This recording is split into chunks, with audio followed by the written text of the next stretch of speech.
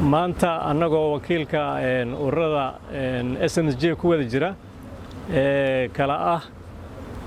Simha, Soma, Fesoj iyo SJS waxaan halkan u taaganahay inaan ka hadalno amarkii ka soo baxay wasaaradda dawladda ka soo baxay wasiir ku-xigeenka wasaaradda warfaafinta uu ku dhawaaqay ee ahaa in la joojinayo amaba dambi ay tahay faafin kasta oo taageeraysa al-shabaab ay dhaheen marka annagu waxaan ka shaqaynaa xuquuqda wariyaasha ma rabno in wariyaasha ay noqdaan qaar meelaha lagu bacsada hadhowda dawladda ay bacsato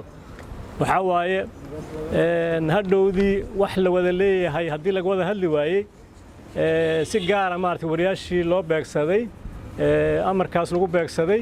waxaan u aragnaa marka inaan ka hadalno taasaa noo caddaatay marka arrimahaasi waa arrimo maaragtay oo ahayn in muxuu xaq loogu leeyahay in wariyaasha maaragtay amar saasoo kale lagu soo rogo wariyaasha muwaadiniin waaye iyagaa yaqaana wixii xun iyo wixii sanba iyagaa yaqaana marka horena waa uga hadli jireen marmarsiyana hadda uma noqonayo maaragtay in muxuu ahaa cida lala dagaalaa maaragtay muxuu ahaa ha ka joogsadaan waxaas marka waxaan leenahay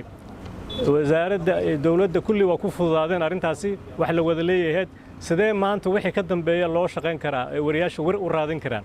ma dhacayso inay war raadiyaan cabsi baa ilaa shalay iyo daraad iyo jirtay oo aan war ka dooni karin sidaa darteed marka waxa waaye arrintaasi waxay ku tahay